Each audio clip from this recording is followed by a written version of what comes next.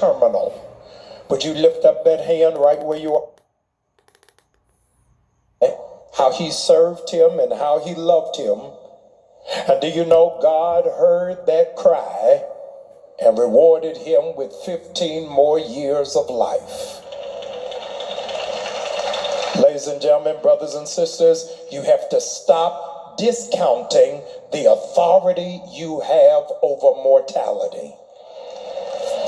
You need to petition heaven on behalf of your parent, on behalf of your aunt, on behalf of your sibling, even on behalf of yourself.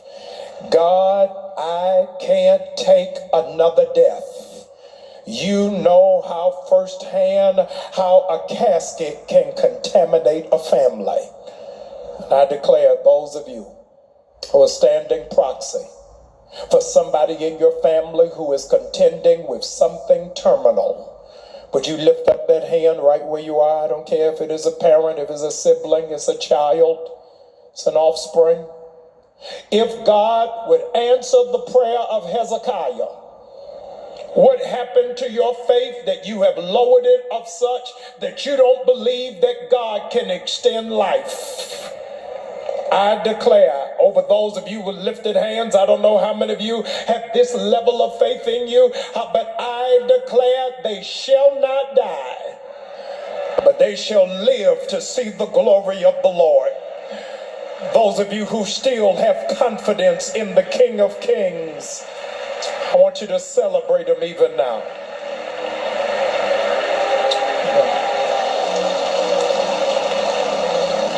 The nail that drives a lot of family into discombobulation is when a grandmother dies, when a mother dies.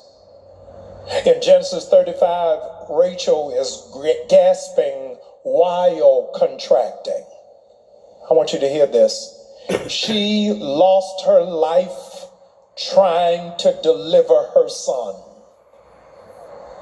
It takes a toll on mothers who are pushing to get their child delivered.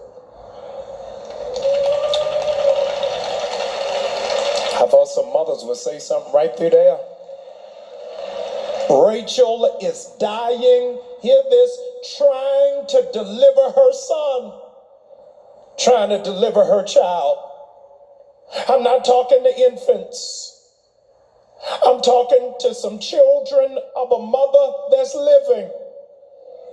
You are too old to be goofy. Ain't nobody got time to be chasing behind you. Your mother up all hours of the night, nervous every time the phone rings, in shock trauma anytime there's a knock on the door. You are getting loans from your mother out of her retirement. She's watching her grands like she running a daycare. And because she won't tell you, I'll tell you, you killing your mama. Sit down somewhere and get delivered. The natural cycle of life is children are supposed to live long enough to take care of their mothers so that the mothers do not die trying to take care of grown children. Add years to your mama's life by being responsible, by being disciplined, by being focused, by having some savings and having some purpose and knowing your assignment. You are taking years off of your life because she's having to nurse a grown Negro.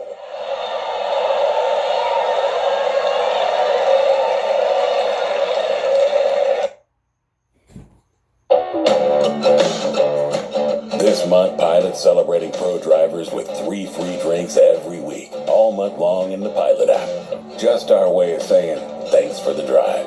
Pilot and Flying J. See you out here. Stop wearing leggings that don't hold you in. Instead, try these.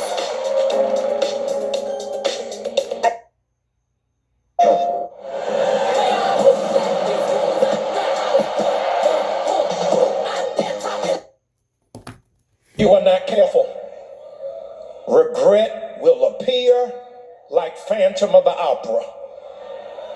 Don't act like you want to jump in the casket when you were the one that pushed her in it.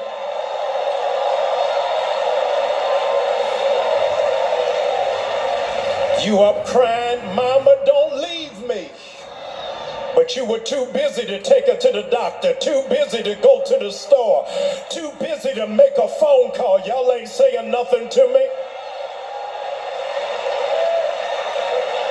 Many families will become intoxicated on a cocktail of sadness, guilt, anger, fear, confusion, relief, or in extreme cases, the dark liquor of questioning God. Job reminded us, the Lord gives and the Lord takes away. Blessed be the name of the Lord. She belonged to God first and just loaned her to you. Don't you take God's timing for granted. If your mother is still alive, you don't know how blessed you are. Because there's some people in this room that would change places with you for one day, to just have a phone call, to have a conversation, to have dinner, just to sit in her presence, to know that they are available. If you got a phone and you can call your mama or your father right now, you are blessed, and you ought to thank God for that blessing, and don't take God's grace for granted.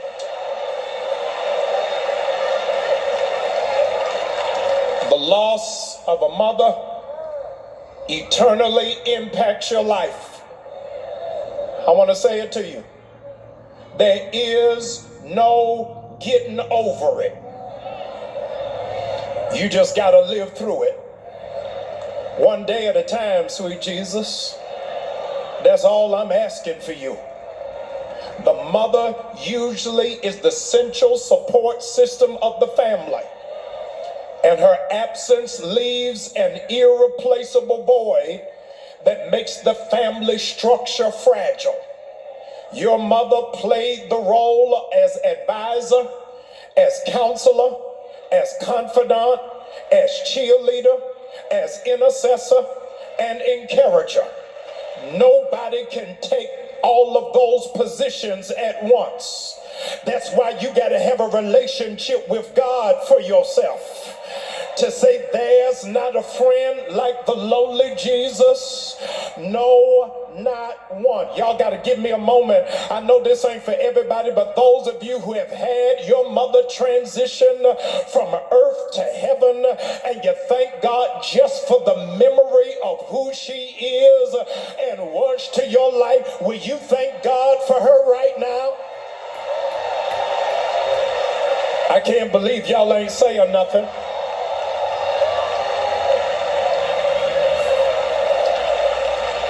The death of your mother will bring you closer to God or further away. I just said something. I said the death of your mother will bring you closer to God or pull you further away from Him. If you had an intimate relationship with God, it'll bring you closer than you ever been. You don't even realize that you're praying while you're thinking, praying while you're talking, praying while it is that you're functioning, because you had to take on the mantle of praying. There are those of you that know you ain't got to launch an investigation. Somebody prayed for me. I know exactly who it was, and I give God glory for it.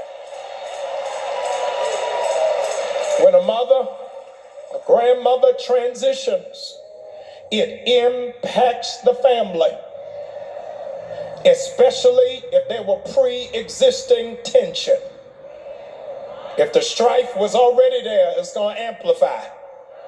If y'all already had arguments, it's going to go into overdrive.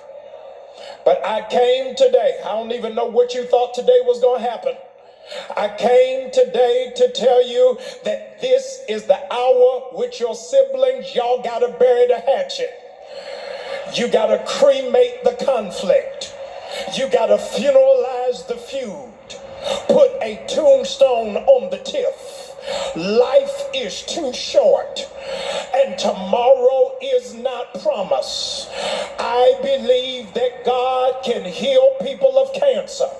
I think God can restore people from strokes. I think God can rebuild essential organs in your body. But I also, God can restore whatever wedges have taken place between you and your siblings. No weapon formed against your family shall be able to prosper. Y'all been singing "This Means War," but you don't even understand the enemy been having a field day on your family. But I came to put a stick in the ground to let the enemy know he ain't gonna tear this family apart. If God be for us, who can be against us? Some of y'all don't shout because you ain't lived through it. But those of you that been in warfare in your family, the last 5 years, the last 10 years, the last 12 years, the last 17 years, the last 23 years, God said, back up and watch me work. I'm getting ready to touch their heart and touch their mind and touch their spirit and touch your assignment. You may be seated. He's going to heal it. He's going to fix it. He's going to adjust it. Hallelujah. You may be seated.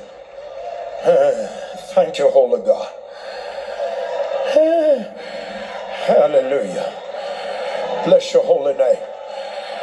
I feel something getting ready to shift right through here. Bless your holy name. I need you to grab that neighbor's hand real quick. I'm trying not to go too far. I got miles to go. But I need you to grab that neighbor's hand and tell your neighbor, God is about to pull your family back together. Hallelujah. I feel something right through there. I said, God is about to bring your family back together. The people you don't get along with, the people you don't speak to, the people you've been distant from, the people you didn't have animosity again, the people that have been jealous of you and in competition with you. God is about to bring your family back together. Hallelujah. Hallelujah. Hallelujah. I feel a yoke about to be broken because of emotion and because of pride and because of ego. You haven't been able to say it out loud, but God says, I'm tearing it up. I want you out loud. Would you just declare it so heaven can hear you? I miss my sister. Come on, open it up. I miss my brother. I miss the way that we used to be. I miss the way that we used to share and confide and dream and build. God said, do you trust me for it?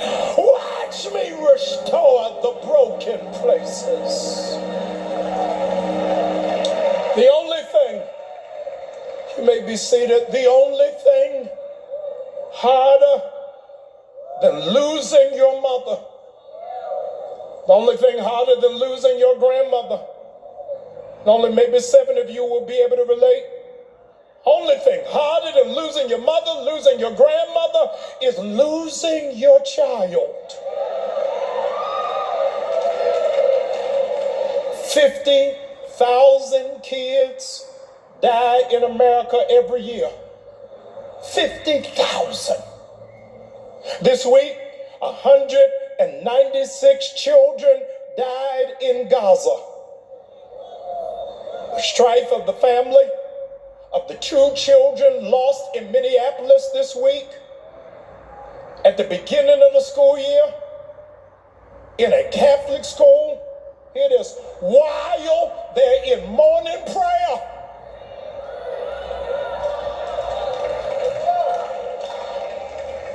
Parents who have lost their children are prone to blame themselves, become distant, withdrawn, turn to alcohol, drugs, food, or sometimes separate from their spouse because they can't handle it.